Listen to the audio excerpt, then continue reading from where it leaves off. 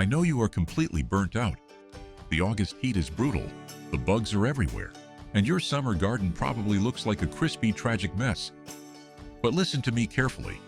If you quit now, you are making a massive mistake. We are mere weeks away from the absolute best gardening weather of the entire year.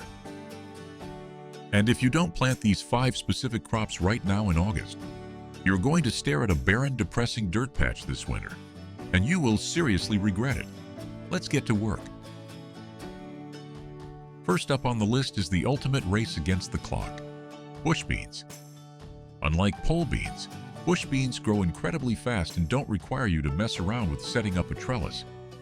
Most varieties, like Provider or Contender, will give you a harvest in just 50 to 55 days. That makes August your absolute final window to get them into the dirt. Here is the catch, though. Bush beans are completely intolerant of frost. Even a light freeze will instantly turn them to mush, so you have to do the backwards math. If your first frost typically hits around November 1st, these need to be in the ground no later than the first week of September. Let's talk professional protocol. Because bush beans are nitrogen-fixing legumes, you absolutely must not dump high nitrogen fertilizers or fresh manure into their beds. Do that, and you'll end up with a beautiful lush green bush and 0 bean pods. Instead, prep your soil with well-rotted compost and a dusting of bone meal to encourage strong root development.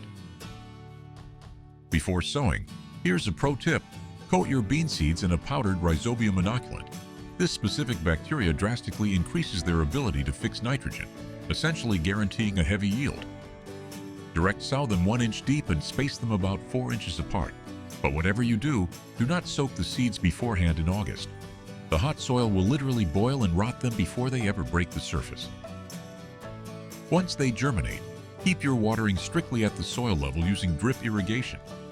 Overhead watering in late summer humidity is just an open invitation for powdery mildew and bean rust to wipe out your crop. Keep those leaves dry, harvest every 3 days to push the plant to produce more, and you'll have a mountain of fresh food before winter sets in. If you're looking for instant gratification in the fall garden, look no further than our second crop, radishes. I'm talking about both the quick-growing cherry bell types and the massive daikons, which act as nature's tiller for compacted summer soil. Radishes are blazing fast, maturing in 25 to 50 days, but timing is everything. If they mature during the blistering summer heat, they become spicy, woody, and pithy. Honestly, they're disgusting. However, let them mature in the cool autumn air, and they become incredibly crisp, sweet, and mild. To grow them properly, you have to obsess over soil texture. Loosen your beds deeply with a broad fork. If your soil is packed with rocks or hard clay clods, your radishes are going to fork and deform.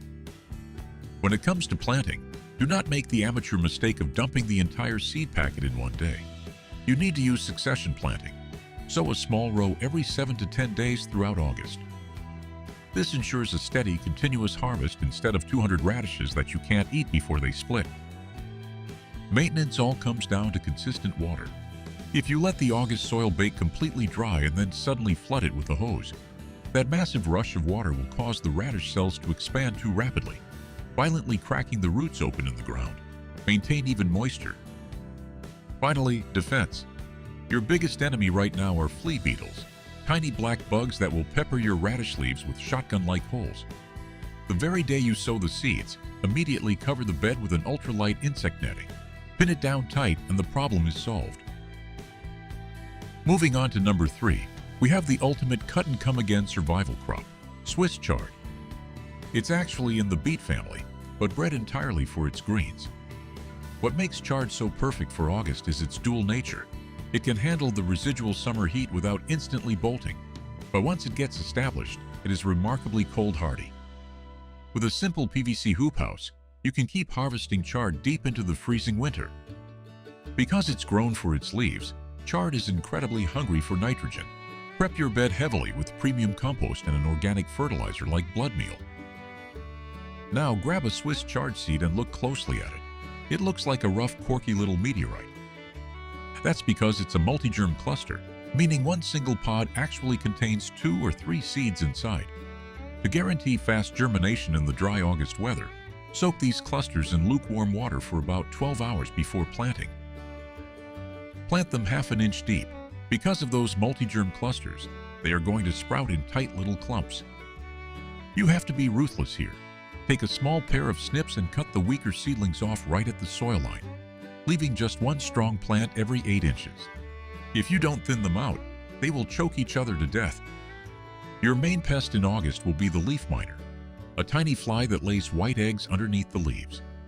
Inspect them weekly. If you see those eggs arranged in neat little rows, just crush them with your thumb.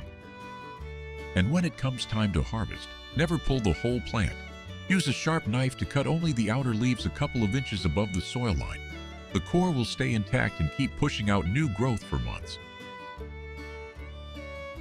Our fourth crop is an absolute underrated masterpiece.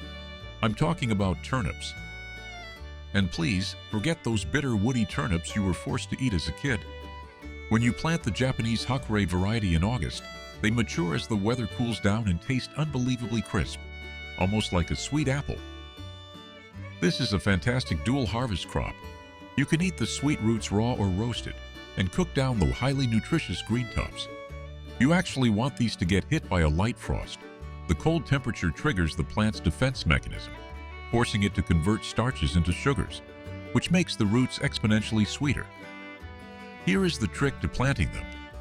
Turnip seeds are practically microscopic. They look like specks of dust. The most common mistake people make is pouring half the packet into a single trench, resulting in a thick carpet of green that completely strangles itself. Try the sand trick instead. Mix a pinch of seeds into a cup of dry play sand. When you sprinkle that sand down your row, it naturally spaces the seeds out perfectly. Lightly dust them with a 1/4 inch of fine potting mix. Once they pop up and hit about 2 inches tall, thin them out so they stand exactly 3 inches apart. Don't throw those thinned seedlings in the compost. They are delicious microgreens, so toss them in a salad. Water lightly every single morning until they germinate, because the top inch of August soil dries out incredibly fast. Once they are established, pack some straw mulch around the base to keep the roots cool. Pull your Hakurei turnips when they reach the size of a golf ball. Wait until they are the size of a baseball, and they'll just become tough and fibrous. Keep them young. Keep them crisp. And finally, saving the absolute best for last, the heavyweight champion of cold weather survival, spinach. Trying to grow spinach in the spring is a fool's errand because the second it gets hot, it bolts and turns intensely bitter. But starting it in August for a massive fall and winter harvest, that is the greatest garden hack you will ever learn. Once established, spinach is virtually invincible. I've literally brushed snow off a row cover to harvest it in January. But there is a massive hurdle you have to clear first. Spinach seeds possess thermal dormancy. If the soil is above 75 degrees Fahrenheit, they flat out refuse to germinate. In August, your soil is likely baking. Toss those seeds into the dirt right now, and they will simply sit there and die. You have to trick them. Step 1 is seed priming. A week before you plan to plant, wrap your seeds in a damp paper towel, seal them in a Ziploc bag, and toss them in the fridge. This cold stratification tricks the seed into thinking it just went through winter. Step 2 is modifying your garden's microclimate. 3 days before planting, set up PVC hoops over your bed and throw a heavy 50% shade cloth over the top. Drench the soil with water. The combination of complete shade and evaporating water will drop the soil temperature by a solid 10 to 15 degrees. Take your cold seeds from the fridge and plant them into that newly cooled soil. Keep the shade cloth on and the bed moist until they sprout.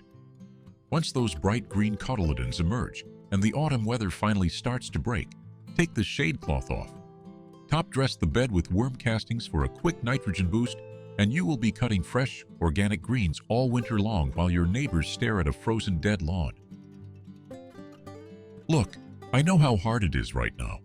We are all exhausted from the rain, the humidity, and the weeds that just won't die. But you have to push through. In just a few weeks, the humidity will break. The skies will turn that beautiful, crisp autumn blue, and the weather will be perfect. Before we know it, the days are going to get painfully short. The sun will set at 4:30 p.m., and for a lot of us, that seasonal depression is going to creep right back in. Having a garden that survives into the winter, having a reason to step outside, breathe the cold air, and harvest fresh food. It is the ultimate cure for the winter blues. It completely changed my life. Excuses are just well-planned lies. Don't settle for the weather you have. Build the hoops, use the fabric, and take control of your harvest. If this video helped you, please subscribe and leave a comment. Thanks for watching, everyone.